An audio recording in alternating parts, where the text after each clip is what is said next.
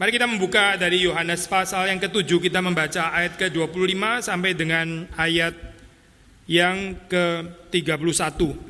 Kita membaca bergantian ayat-ayat ini, saya baca yang ganjil, saudara baca yang genap. Beberapa orang Yerusalem berkata, bukankah dia ini yang mereka mau bunuh? Dan lihatlah, ia berbicara dengan leluasa dan mereka tidak mengatakan apa-apa kepadanya. Mungkinkah pemimpin kita benar-benar sudah tahu bahwa ia adalah Kristus? Tetapi tentang orang ini kita tahu dari mana asalnya. Tetapi bila mana Kristus datang, tidak ada seorang pun yang tahu dari mana asalnya. Waktu Yesus mengajar di bait Allah, ia berseru, memang aku kamu kenal dan kamu tahu dari mana asalku. Namun aku datang bukan atas kehendakku sendiri, tetapi aku diutus oleh Dia yang benar, yang tidak kamu kenal. Aku kenal Dia sebab aku datang dari Dia dan Dialah yang mengutus aku. Mereka berusaha menangkap Dia, tetapi tidak ada seorang pun yang menyentuh Dia, sebab saatnya belum tiba.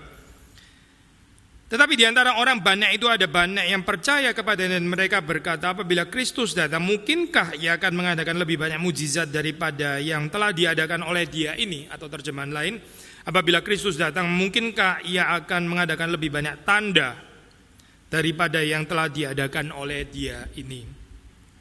Nah, kalau sudah melihat di dalam judul yang diberikan LAI, di sini diberikan judul pertentangan tentang asal Yesus. Jadi intinya ya di dalam menurut LAI itu adalah tentang asal muasal Yesus.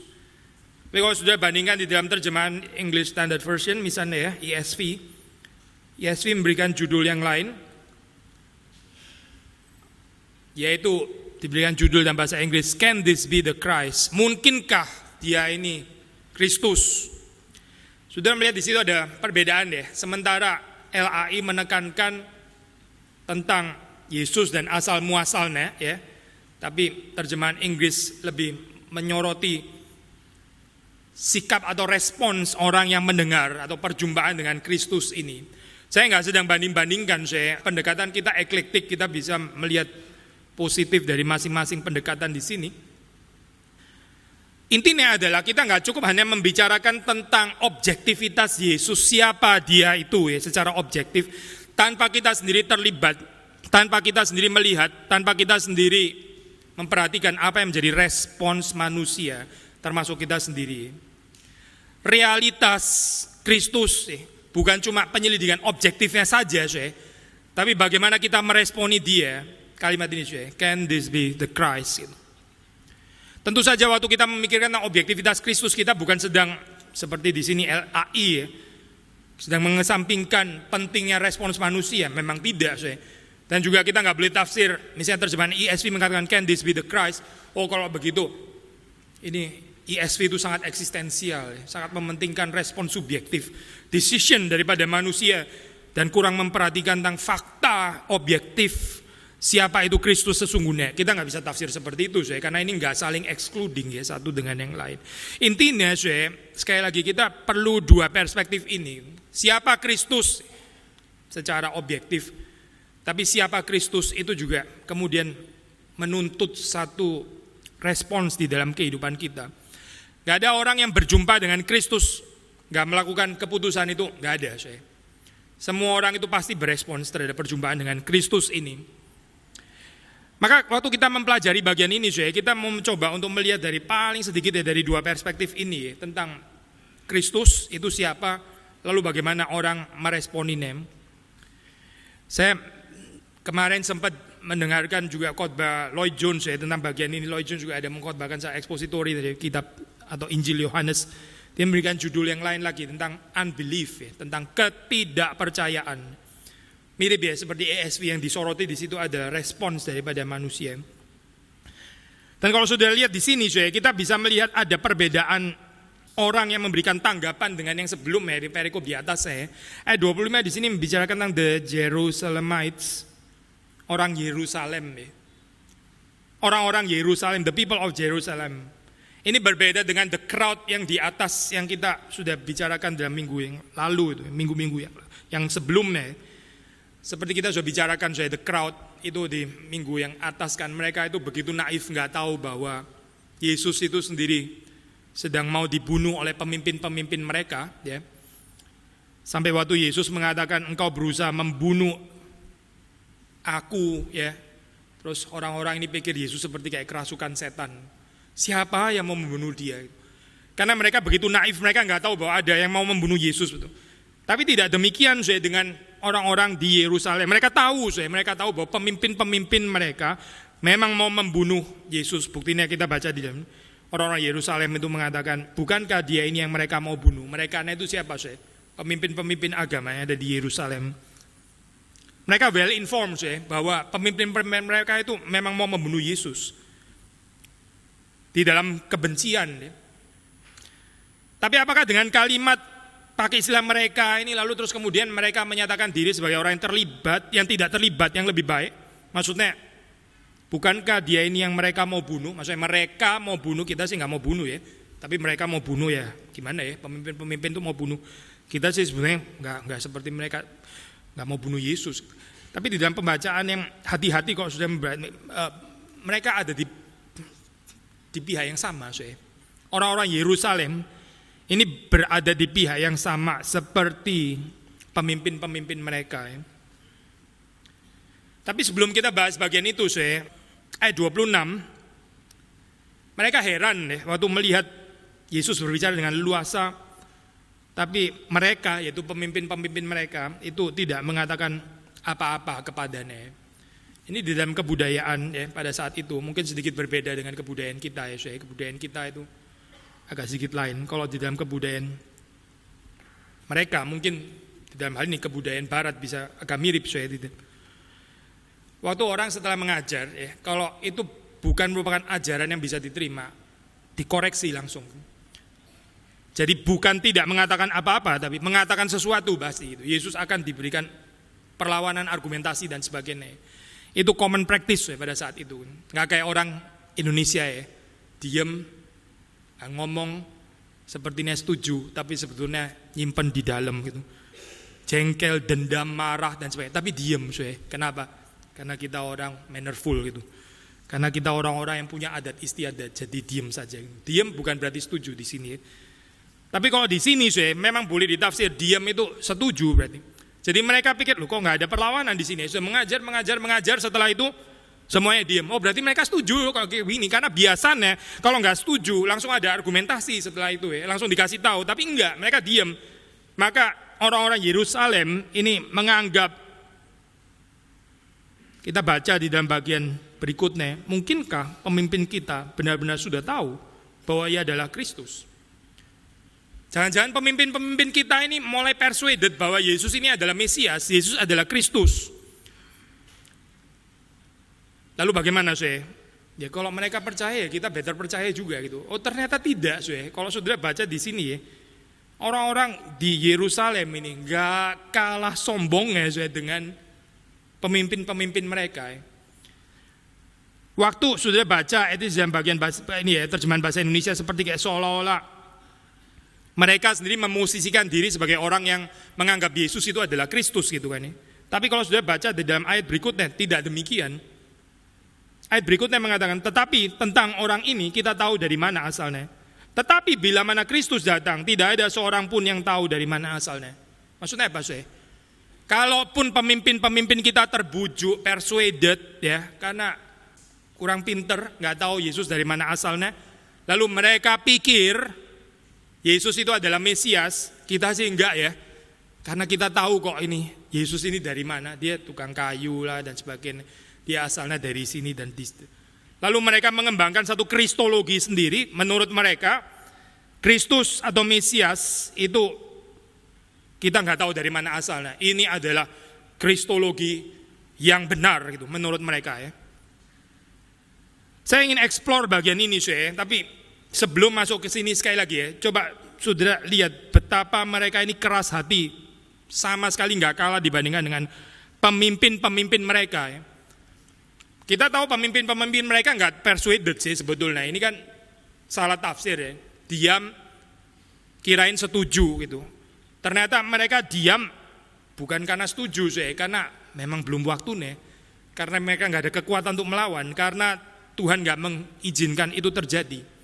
Calvin menafsir bagian ini menarik, kalau sudah membaca di dalam tafsirannya. Jangan lupa ya, kenapa mereka bisa diam? Itu ada providensia Allah di sini. Ada pemeliharaan Tuhan, sehingga waktu Yesus mengajar, meskipun orang itu ada yang setuju, ada yang nggak setuju pun juga nggak berani menghentikan dia. Tetap firman Tuhan waktu diberitakan, dia harus diberitakan. Ini bukan berarti setelah diberitakan semua orang pasti bertobat, pasti menerima. Nggak tentu juga. Ada yang tetap menolak, buktinya di sini juga menolak kan ya. Tetapi tetap waktu firman Tuhan diberitakan, di dalam pemeliharaan Tuhan itu harus terjadi dan orang harus mendengar. Whether dia keras hatinya, dia menolak, atau dia lembut hatinya, firman Tuhan toh sudah diberitakan. Gak ada di sini yang bisa menghentikan Yesus waktu dia berbicara, karena ada pemeliharaan Allah di sini ya. Ini penghiburan untuk kita ya, waktu kita mau menyaksikan tentang Kristus ya, karena waktu Tuhan memelihara kita, waktu Tuhan masih memberikan kepada kita saat untuk bersaksi, nggak ada orang bisa menghentikan kita. Waktu pintu itu masih dibuka, nggak ada orang bisa menghentikan. Saya bukan mengatakan pintu dibuka berarti semua orang pasti bertobat, bukan itu poinnya. Seperti di sini bukan itu poinnya. Tapi bahwa nggak ada orang bisa menghentikan pekerjaan Tuhan di sini. Waktu firman Tuhan diberitakan, biarlah itu terjadi. Jadi kita jangan menghalangi sendiri ya. Karena kesungkanan kita atau ketakutan kita ya, atau karena kemalasan kita dan sebagainya, kita nggak bersaksi. Sementara Tuhan sendiri memberikan kepada kita pintu yang terbuka untuk kita bersaksi. Ini pintu nggak selalu terbuka by the way, kita nggak tahu. Yesus berbicara dengan leluasa di sini ya, meskipun ada perlawanan, tapi perlawanan tetap harus diam di dalam hal ini. Lalu orang-orang ini ya mengatakan, kalaupun pemimpin-pemimpin kita itu ya mungkin mereka jadi lemah kali ya. Jadi lemah, akhirnya tersesat, percaya bahwa Yesus itu adalah Kristus. Kita sih tidak akan, karena kita tahu kok dari mana asal daripada orang ini. Yesus ini dari mana asalnya tahu. Kalau Kristus datang, gak ada seorang pun yang tahu dari mana asalnya. Saya baca komentar, saya mendengarkan beberapa tafsiran dan sebagainya. Ada macam-macam memang tafsirannya. Maksudnya poinnya dari mana ya mereka bisa ambil kesimpulan seperti ini? Mungkin mereka menggambarkan sosok Mesias itu sebagai sesuatu yang dikelilingi dengan aura misteri seperti Melkisedek itu mungkin ya. Yang gak tahu papanya siapa, mamanya siapa, toh seperti figur misterius gitu ya. Karena ini diutus dari Tuhan, datang dari Tuhan, maka kita gak boleh tahu asal muasalnya dari mana. Kalau tahu asal muasalnya gak mungkin Mesias gitu. Maka Mesias harus nggak diketahui asalnya. Mungkin seperti itu jadi ada certain supranatural dimensi yang mengelilingi auranya Mesias. Menurut mereka begitu ya. Tapi mungkin mereka juga nggak mengerti kitab suci ya, bisa juga Padahal kalau kita baca kitab suci di dalam Mika kan jelas ya, dikatakan bahwa itu datang dari Bethlehem. Waktu dikatakan datang dari Bethlehem, sebenarnya kan kita tahu ya asal muasalnya dari mana. The Ancient of Days gitu. Di kitab Mika ya, kalau sudah baca ada kalimat seperti itu ada, dikatakan asal muasalnya dari mana ada. Tapi mereka mungkin nggak tahu kali kalau di dalam kitab suci ada itu. Atau mungkin juga mereka tahu. Kalau mereka tahu tetap juga bisa menjelaskan kenapa mereka mengatakan kalimat seperti itu, karena ya Yesus kan bukan terkenal dari Bethlehem, Yesus kan dari Galilea, dari Nazaret. Yesus orang Nazaret, Yesus Galilea, nggak fit anyway gitu. Nggak cocok dengan gambaran seperti yang digambarkan oleh Mika itu. Atau mungkin sekali lagi ya aura transcendence itu tadi ya, aura misteri yang seharusnya menyelubungi Mesias. Regardless kita konklusinya apa tapi yang saya mau tekankan sebetulnya adalah ini sikap mereka yang sok tahu itu loh Sikap mereka yang sok tahu itu menghalangi mereka nggak bisa lagi mendengar tentang Kristus. Saya baca lagi kalimat ini ya. Tetapi tentang orang ini kita tahu dari mana asalnya. Kita tahu. Jadi yuk nggak usah kasih tahu lagi. Kita sudah tahu. Yuk kasih tahu lagi percuma. Saya akan kasih tahu kamu. Gambaran kayak begini inilah kesombongan, arogansi yang menghambat orang Kristen itu maju. Mulai dari anak sekolah minggu sampai terus orang yang paling tua ya. Mulai dari jemaat biasa sampai hamba Tuhan, paling gak bisa maju karena rasa diri sudah tahu. Kita sudah tahu dari mana asalnya. Ini sudah establish pengertian kayak begini. Lu gak usah bicara. Saya akan kasih tahu kamu, bukan kamu kasih tahu saya. Kamu yang perlu dengar saya gak perlu dengar sama sekali. Silakan dengar saya karena saya sudah tahu semuanya. Sekarang saya kasih tahu. Sikap seperti ini sikap yang menempatkan diri persis seperti orang-orang Yerusalem. Bahkan kecongkaan mereka itu sekali lagi gak kalah dengan pemimpin-pemimpin mereka. Kalaupun pemimpin-pemimpin kita semua persuaded, mereka semua percaya, itu berarti mereka tolol, mereka goblok. Kita lebih tahu dari mereka dari mana orang ini asalnya. Karena pengetahuan itu menutup mereka dari insight yang Tuhan masih mau berikan, pengenalan lebih dalam. Kristologi itu pasti gini, Mesias itu pasti kayak gini. Di luar itu kami gak mau tahu dan gak tertarik untuk belajar, pokoknya harus seperti ini gitu. Hati-hati dengan sikap sok tahu kayak begini. Arogansi, pride itu sifat gak mau dengar, sifat gak bisa dikasih masukan, sifat gak bisa terima pendapat orang lain, itu menghancurkan seseorang. Saudara kalau jadi orang seperti ini, saudara berhenti, pada saat itu juga berhenti. Tuhan mungkin masih sabar, masih tunggu saudara bertobat. Tapi kalau saudara memelihara terus kedegilan hati seperti ini, lama-lama itu saudara dibuang Tuhan pasti. Karena pengenalan akan firman Tuhan ini bukan sudah tahu, sudah selesai. Ini bukan sesuatu yang statis, dan juga bukan dualisme antara tahu dan belum tahu gitu belum. Tapi dari tahu menjadi semakin tahu. Kategorinya itu dari tahu semakin tahu. Ini going deeper and deeper. Bukan antara belum tahu menjadi tahu. Kalau sudah tahu ya berarti sudah begitu Yang di situ yang belum. Bukan begini gambarannya. Gambarannya adalah memang tadinya kita belum tahu, nggak tahu apa-apa. Tuhan kasih tahu. Waktu Tuhan kasih tahu, kita kasih tahunya minim sekali pengertian kita. Tapi kita terus makin lama makin tahu. Tapi orang-orang ini orang-orang sok tahu ini, orang-orang yang sombong luar biasa, orang-orang yang arrogance, yang sudah mengunci diri mereka sendiri sehingga mereka nggak bisa lagi menerima pengajaran dari Kristus. Mereka rasa mereka sudah tahu apa itu Kristus. Siapa itu Kristus? Mereka tahu, mereka kenal. Dan Yesus menjawab di ayat 28, betul Yesus mengajar di bait Allah, dia berseru, memang aku kamu kenal dan kamu tahu dari mana asalku. Benar dong kayak gini berarti kok dituduh arogan? Yesus sendiri mengaminkan perkataan mereka. Yesus sendiri memang bilang, memang kamu tahu kok. Sebentar. Ini kalimatnya belum selesai. Yesus sambung, memang aku kamu kenal dan kamu tahu dari mana asalku. Namun aku datang bukan atas kehendakku sendiri, tetapi aku diutus oleh Dia yang benar, yang tidak kamu kenal. Mereka bilang, kita mah kenal Yesus itu siapa? Yesus bilang, memang kamu kenal saya. Terus Yesus bicara pribadi yang lain, yang mengutus Dia, Bapa kan. Kamu gak kenal Dia. Coba kalau sudah di dalam posisi mereka, saudara argue balik lagi ngomong apa ya? Tapi kita juga gak pernah klaim bahwa pribadi yang kamu sebut itu kita kenal. Kita tadi ngomongnya sekali lagi dengerin jangan budek, dengerin sekali lagi. Jadi yang kita bilang itu, kita kenal lu. Lu kan bilang, lu dikenal kita. Ya sudah dong, klop dong. Bawa pribadi lain lagi, yang mengutus lah dan sebagainya, yang kita gak kenal. Memang kita gak pernah bilang kok kita mengenal dia gitu. Yang kita bilang kita kenal lu. Dan benar kan kita kenal lu. Lu sendiri yang ngomong kita kenal lu gitu kan. Selesai dong berarti. Kalau kayak begini Yesus yang jadi ngawur pembicaraannya gitu. Jadi mereka yang benar. Gak sesimpel itu kali Kenapa Yesus bawa pribadi yang lain di sini Kenapa Yesus kemudian merujuk kepada pribadi yang satu lagi?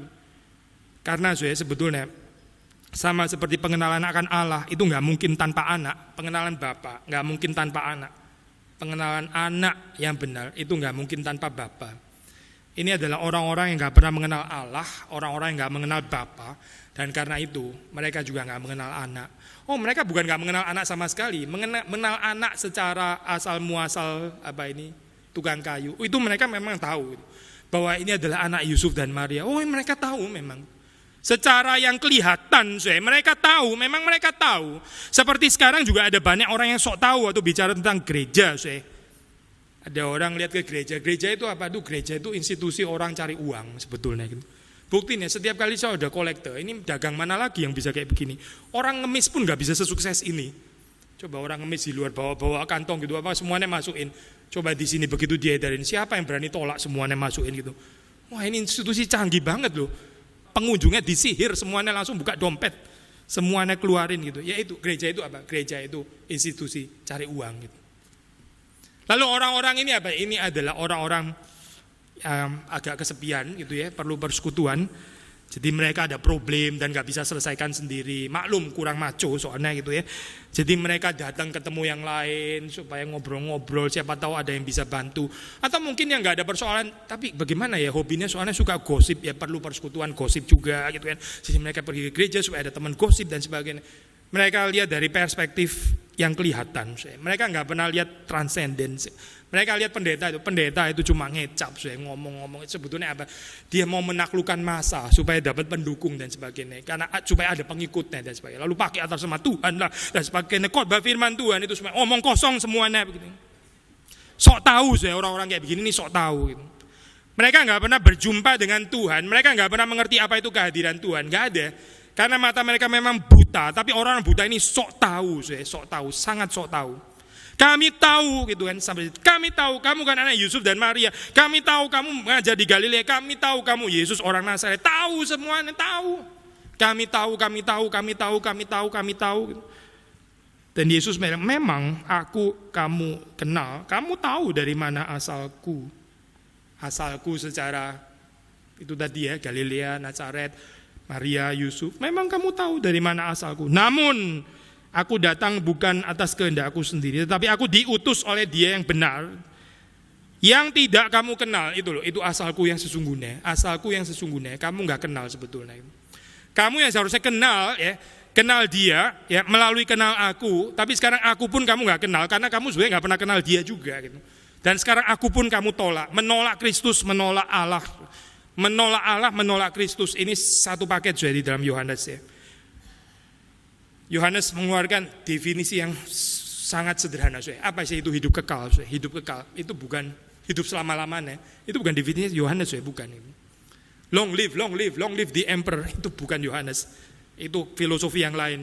Hidup umur panjang dan sebagainya. Selama-lamanya itu bukan definisinya Yohanes tentang hidup kekal. Hidup kekal itu menurut Yohanes adalah mengenal Dia yang mengutus dan mengenal Dia yang diutus. Mengenal Tritunggal, dan orang yang bisa mengenal yang mengutus dan yang diutus itu pasti oleh Roh Kudus. Cuma Roh Kudus yang bisa memberikan ini. Maka apa itu hidup kekal? Menurut Yohanes, hidup kekal itu adalah pengenalan Allah yang sejati, yaitu Allah Tritunggal. Allah Tritunggal. Bukan cuma mengenal Yesus without the Father, bukan cuma mengenal Allah, certain konsep tentang Allah tapi without the Son, dan juga bukan tanpa Roh Kudus dan sebagainya. Ini tiga pribadi ini Trinitarian. Saudara mungkin tanya, mana saya nggak lihat Roh Kudusnya di sini? Roh Kudus seperti baru muncul pasal 14 itu ya. Pasal 14, pasal 16. Roh Kudus memang seperti kayak terlihat sangat di belakang gitu in the background. Tapi nggak ada orang bisa mengenal dengan benar tanpa Roh Kudus. Roh Kudus itu nggak tertarik untuk menonjolkan dirinya sendiri. Roh Kudus nggak tertarik untuk mempermuliakan dirinya sendiri. Sehingga waktu saudara baca seperti kayak nggak ada di sini. Padahal bukan nggak ada nggak mungkin nggak ada. Kalau nggak ada orang bisa mengenal Yesus, nggak ada. Roh Kudus itulah yang membawa orang kepada Kristus, yang bisa melihat dimensi transcendence ini. Tapi orang-orang di sini nggak bisa. Yang mereka lihat cuma ya secara horizontal, yang dilihat oleh kasat mata. Seperti waktu mereka mengalami mujizat. Yang mereka lihat adalah apa? Bukan Yesus sebagai roti hidup, bukan. Yang mereka lihat adalah tadi saya kenyang, dan itu di situ nggak cukup, sekarang tiba-tiba jadi cukup, dibikin gimana jadi mujizat, jadi banyak, sekarang yang lapar jadi kenyang. Itu yang mereka lihat, lapar jadi kenyang. Ya itu yang mereka lihat itu. Mereka nggak melihat Yesus sebagai roti hidup, mereka nggak lihat, juga nggak tertarik. Yang mereka tahu adalah bagaimana sekarang ada persoalan, lapar, Yesus ada, kita jadi kenyang. Itu yang mereka lihat, itu yang mereka lihat cuma itu. Maka waktu di sini Yesus mengatakan, memang aku kamu kenal. Ini bisa kita lihat ya di dalam double meaning dalam pengertian. Kamu kenal. Memang kamu kenal secara pengertian horizontal, kamu memang kenal. Di dalam realm dunia fisik, dunia yang kelihatan, kamu kenal betul. Tapi kamu nggak kenal apa-apa sebetulnya. Dari perspektif dunia nggak kelihatan, kamu nggak tahu apa-apa sebetulnya. Kamu cuma sok tahu aja, nggak tahu apa-apa sebetulnya. Mereka nggak mengenal Yesus. Kenapa kita bisa mengatakan mereka nggak mengenal Yesus? Karena mereka nggak mengenal Bapa. Yang nggak mengenal Bapa nggak mengenal Yesus. Yang nggak mengenal Yesus nggak mengenal Bapa. Itu satu ikatan di dalam teologi Yohanes. Tentang kehidupan kekal, tentang keselamatan, tentang Tritunggal. Satu paket. Aku datang bukan atas kehendakku sendiri, tetapi aku diutus oleh Dia yang benar, yang tidak kamu kenal. Aku kenal Dia, sebab aku datang dari Dia, dan Dialah yang mengutus aku. Ini klaim eksklusif ya sebetulnya. Aku kenal Dia. Maksudnya Yesus mau mengatakan satu-satunya yang mengenal Bapa itu cuma anak. Kita mengenal Bapa itu melalui anak. Tapi sebelumnya satu-satunya yang mengenal Bapa itu cuma satu, yaitu anak. Dan anak itu diutus ke dalam dunia ya, supaya dia boleh memberitakan kepada kita sehingga kita juga bisa menjadi anak-anak Allah, yaitu yang mengenal Bapanya. Sebelumnya nggak ada orang bisa mengenal Allah, itu nggak accessible. Dia di dalam terang yang tidak terhampiri, nggak ada orang bisa mengenal Allah. Maka waktu Yesus mengatakan kalimat, aku kenal Dia, Yesus bukan sedang membawa mereka untuk mengenal Yesus saja, tapi Yesus sebenarnya sedang membawa mereka untuk mengenal Allah yang sejati itu siapa? Bapanya. Dia sendiri adalah Allah karena dia punya pengenalan yang eksklusif ini ya, yang nggak dimiliki oleh orang lain. Ada tafsiran klasik, tafsiran klasik ini tafsiran yang sudah sangat tua, yaitu membedakan antara kalimat sebab aku datang dari Dia dengan kalimat Dia yang mengutus aku. Yang pertama membicarakan tentang keilahian Kristus, yang kedua bicara tentang kemanusiaan Kristus atau inkarnasi. Kalimat-kalimat yang awal ini, aku kenal Dia, ini adalah konsubstansialitas antara anak dan Bapa. Ini bicara eternal generation. Aku datang dari Dia, maksudnya Yesus anak itu lahir dari Bapa. Bapa melahirkan di dalam kekekalan sang anak, itu eternal generation. Keilahian Kristus itu itu dari keilahian Bapa ya. Lalu terus kemudian melahirkan sang anak sehingga Kristus itu sepenuhnya ilahi seperti Bapa ya. Konsubstansial, substansi ilahi yang sama karena Kristus datang dari Bapa. Karena Yesus datang dari Bapa, karena anak datang dari Bapa. Gak ada orang boleh klaim kalimat ini, satu-satunya yang bisa bilang kalimat ini, satu-satunya, cuma Kristus. Aku kenal Dia, sebab aku datang dari Dia. Gak ada satu orang pun yang datang daripada Bapa. Tapi kalimat yang kedua, Dialah yang mengutus aku. Nah kalau ini banyak kan ya, nabi-nabi di dalam perjanjian lama juga semuanya diutus dari Bapa kan ya. Jadi kalau sudah belajar kristologi, ini kristologi dua natur sekali lagi. Waktu kita bicara kristologi dua natur, kita membicarakan keilahian Kristus. Ini eksklusif ya, nggak ada yang mengenal kecuali Kristus. Kalau mau mengenal Bapa ya mesti melalui Kristus karena Dia satu-satunya yang mengenal Allah, satu-satunya yang mengenal Bapa, dan Dia satu-satunya yang datang dari Bapa. Cuma Kristus ya, nggak ada yang lain. Maka mengenal harus melalui Kristus. Orang yang bisa mengenal itu karena Roh Kudus ya. Nah Roh Kudus yang membawa kepada pengenalan itu gitu. Tapi kemudian ada ayat yang berikutnya itu separuh berikutnya, Dialah yang mengutus aku. Ini bicara tentang solidaritas Yesus ya. Seperti manusia, memang manusia seutuhnya. Seperti saudara dan saya diutus. Yesus diutus oleh Bapa. Kita juga bisa diutus oleh Bapa. Ini sesuatu yang experienceable. Ini sesuatu yang bukan eksklusif, sesuatu yang bisa di-share, sesuatu yang kita bisa mengalaminya di dalam kehidupan kita. Kalau kita juga mau diutus oleh Tuhan, kalau betul memang yang mengutus kehidupan kita ini adalah Allah sendiri dan bukan diutus oleh yang lain, atau kita nggak mau diutus misalnya, kita nggak bisa excuse di sini dengan mengatakan ya karena Dia sendiri adalah Tuhan. Ini kalimat pengutusan, ini bahasa manusia, bahasa nabi sebetulnya, sama seperti nabi-nabi itu diutus oleh Bapa. Demikian juga Yesus diutus oleh Bapa. Jadi ini di dalam kelimpahan ini pengenalan dua natur Kristus, jangan lupa Kristus itu eksklusif. Dia satu-satunya yang bisa menyatakan Bapa, sebab Dia satu-satunya yang datang dari Bapa, Dia satu-satunya yang mengenal Bapa.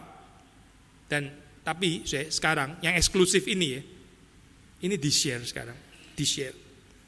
Ini mirip sekali seperti waktu doa dalam Yohanes pasal 17 Yesus menyebut Bapa Engkau di dalam aku di dalam Engkau. Ini begitu intim, sangat eksklusif hubungan trinitarian.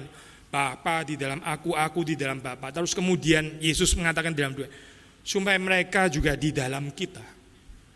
Supaya mereka di dalam kita. Tadinya yang di dalam, saling di dalam, itu cuma Bapa, Anak, Roh Kudus. Ini inner trinitarian relationship begitu eksklusif. Tapi itu bicara tentang murid-muridnya, Yesus bilang supaya mereka juga di dalam kita. Kita ini bukan Allah loh, kita ini haknya apa ya bisa di dalam Allah, Allah di dalam kita. Yang bisa ngomong kayak begini nih sebetulnya cuma antara Bapa dan Anak loh sebetulnya. Kita ini siapa ya bisa di dalam Allah, Allah di dalam kita. Kita ini posisinya di mana sebetulnya? Sudah gitu kita kan sudah jatuh di dalam dosa, lebih nggak layak lagi. Nggak jatuh dalam dosa pun juga tetap nggak layak sebetulnya. Karena kita bukan Allah, ini eksklusif. Tapi waktu kita membaca bagian ini, dialah yang mengutus aku, kelihatan kalimatnya sederhana. Ini bicara tentang sesuatu yang eksklusif, tapi kemudian sesuatu yang di-share gitu. Petrus sampai mengatakan kalimat ini ya, kita itu berbagian ya, participate, berbagian di dalam kodrat ilahi. Kalau dalam bahasa Inggris itu ya, kita ini participating in divine nature. Divine nature. Untuk tradisi teologi reform kita kurang biasa ngomong kalimat ini sih.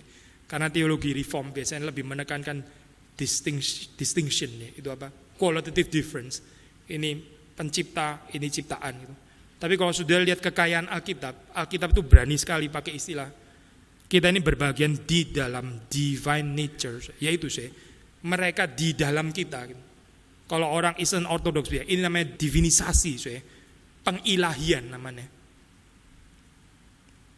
Mirip seperti New Age ya, saya pikir kok jadi kayak New Age kayak begini. Kita mungkin karena ketakutan New Age ya, kurang suka tradisi Petrin, Yohanin dan sebagainya. Mungkin tradisi yang kita lebih at home itu tradisi Paulin gitu. Tapi kalau kita belajar Alkitab kita mesti terima Yohanes, mesti terima Petrus, nggak bisa cuma terima Paulus. Ya. Allah menjadi manusia, Allah menjadi manusia. Logos itu menjadi daging. Athanasius mengatakan supaya kita itu bisa menjadi Allah. Maksudnya berbagian di dalam kodrat ilahi yang dibilang Petrus tadi. Participating in divine nature. Satu dengan Allah. Ini mystic union with God. Rahasia ini luar biasa besar. Karena kita nggak seharusnya ada di sana. Kita ini cuma ciptaan. Bagaimana bisa diundang untuk masuk di dalam partisipasi diri Tuhan sendiri. Ini loh perjamuan kudus. Perjamuan kudus memang tandanya adalah roti dan anggur. Tapi sebetulnya yang kita makan ya di dalam realita rohani, kalau kita punya mata iman, itu adalah tubuh dan darah Kristus.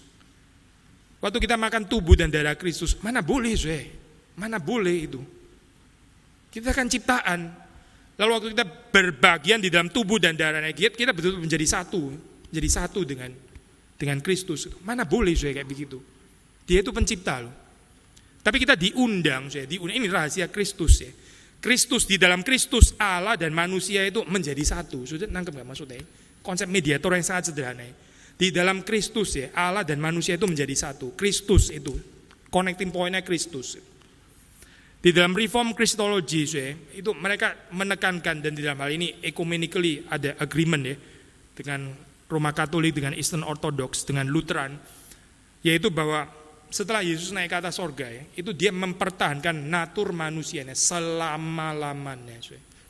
Selama-lamanya.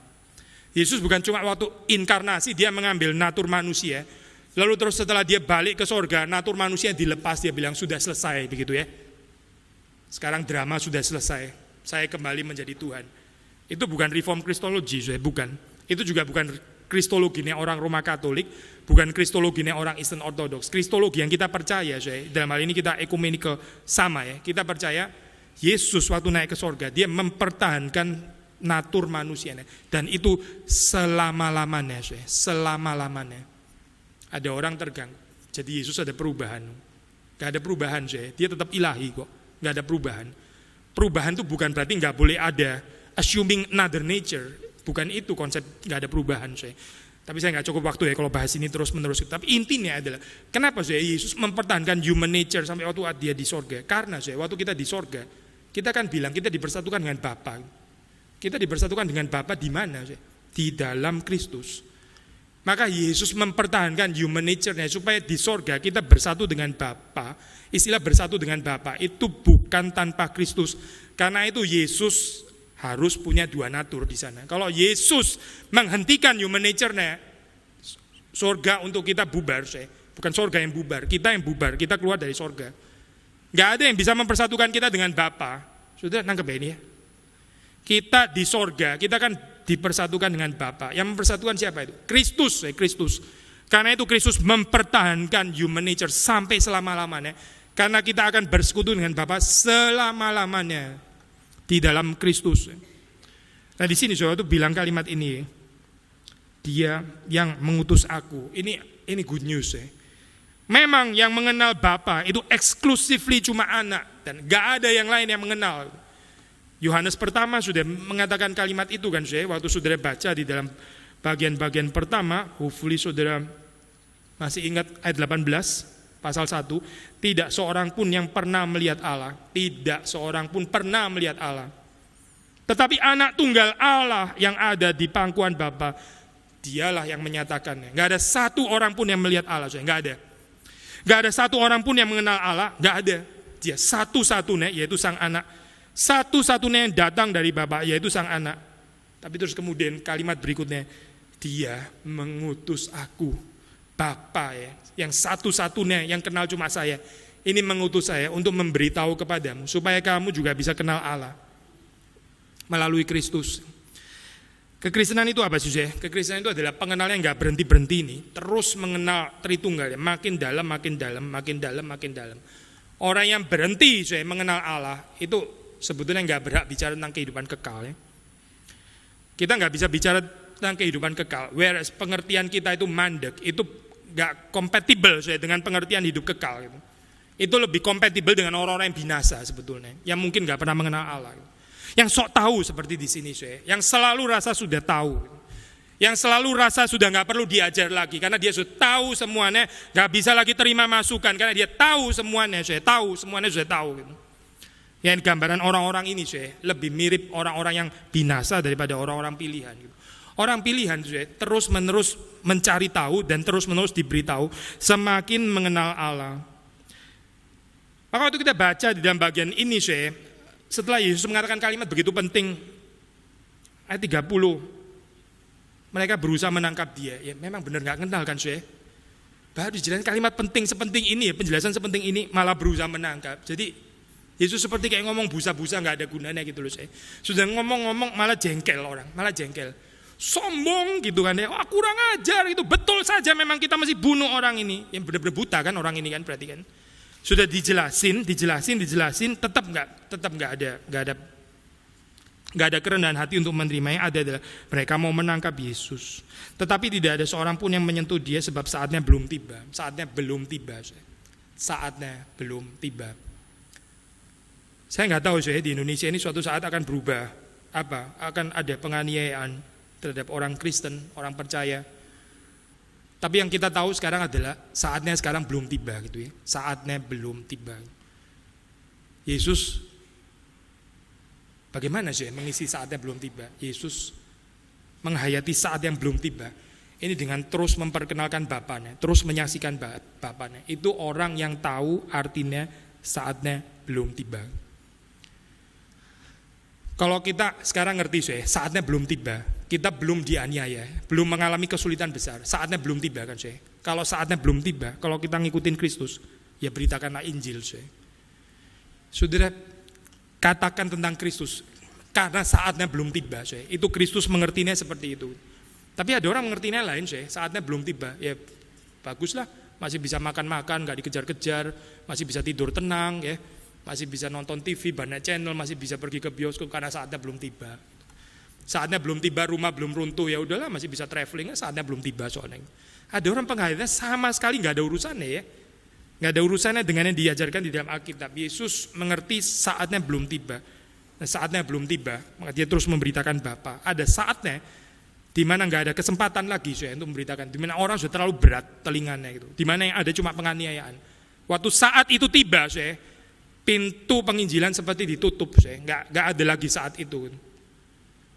Di Cina mengalami seperti ini kan, sekarang mungkin gerakannya gitu. Dulu juga sebelumnya orang mengatakan Tuhan bangkitkan Wang Mintao, Tuhan bangkitkan John Sung dan sebagainya. Itu kenapa Karena di dalam pikiran Tuhan sudah habis ini datang komunisme. Waktu itu ya maksudnya ya. Sebelum komunisme masuk, itu saatnya belum tiba. Itu John Sung, Wang Mintao dan orang-orang besar itu dibangkitkan Tuhan.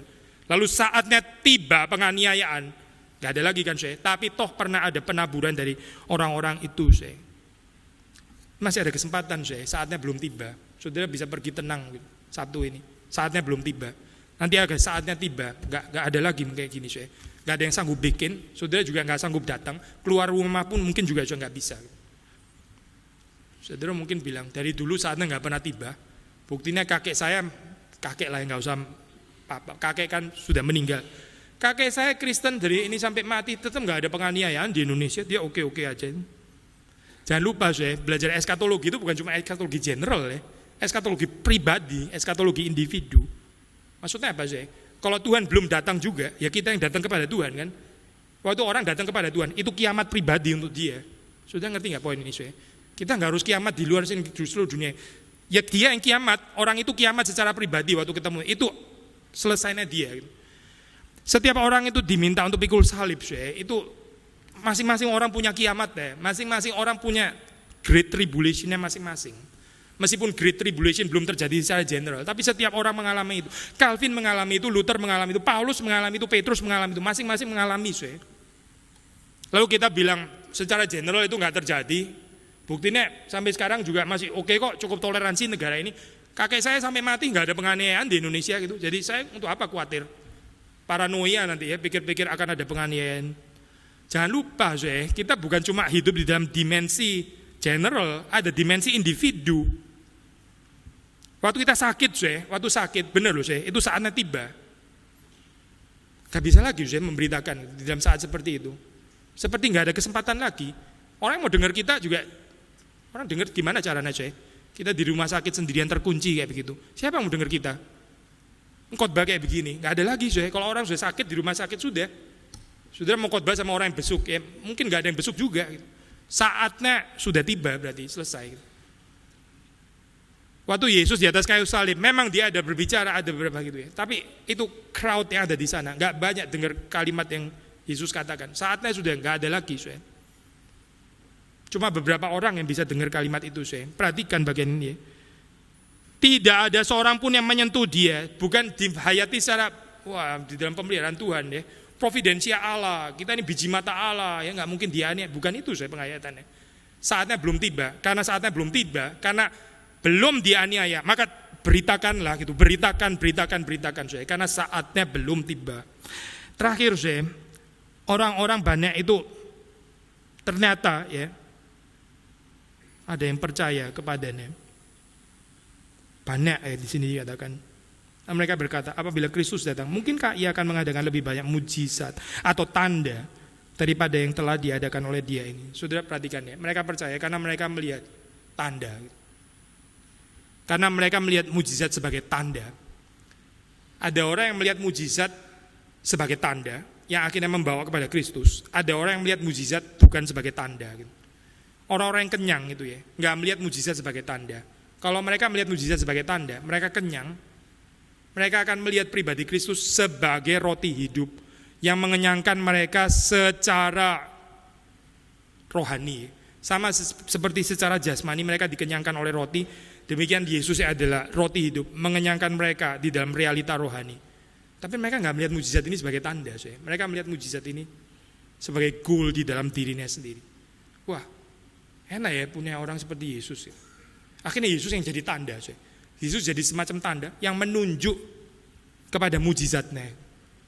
Jadi kalau bisa Yesus ini, kalau kita lapar tinggal cari Yesus, Yesus ada, orang lapar langsung kenyang gitu kan ya. Berarti mujizatnya bukan tanda yang menunjuk kepada Kristus, tapi Kristus yang dipakai semacam tanda, semacam sarana untuk menunjuk kepada mujizat. Goalnya adalah mujizat itu Goalnya adalah berkat Tuhan itu. Goalnya adalah pahala itu sendiri. Lalu Yesus apa? Yesus cuma tanda. Tanda yang menunjuk ke sana. Goal di dalam kehidupan saya itu adalah apa? Ya Tuhan memelihara saya. Gak ada yang berani menyentuh saya. Saya sejahtera. Anak-anak saya bahagia. Mereka jadi orang baik-baik. Karirnya bagus. Kerjaan saya lancar. Yesus di mana saya? Yesus tanda. Orang-orang seperti ini orang-orang yang gak pernah percaya sebetulnya. Orang yang gak pernah percaya Kristus. Orang yang percaya Kristus itu gak menjadikan Yesus sebagai tanda, tapi yang melihat segala sesuatu lain sebagai tanda. Saya kalau boleh pakai istilah ini agak luas sedikit ya. Tuhan bisa pakai banyak hal itu menjadi tanda. mungkin di dalam kehidupan kita mengalami sesuatu, itu tanda yang seharusnya menunjuk kita lebih mengenal Kristus. Di dalam peristiwa ini, sebetulnya Tuhan mau saya mengenal Dia di dalam perspektif apa lagi? Seharusnya menjadi pertanyaan. Kenapa ini terjadi dalam kehidupan saya? Ini tanda kemana saya? Kepada pribadi Kristus. Melalui peristiwa ini, saya mengenal Yesus seperti apa lagi? Deeper knowledge, makin dalam. Ini tanda saya. Waktu kita mengalami sesuatu itu bisa mujur, bisa malang, bisa dua-duanya. Paulus bilang, aku tahu apa itu kelimpahan, aku tahu apa itu kekurangan. Bisa kekurangan, bisa kelimpahan. Waktu kita mengalami kelimpahan, itu tanda. Tuhan mau saya mengenal Dia di dalam gambaran apa lagi ini, yang mau diperluas pengenalan saya apa.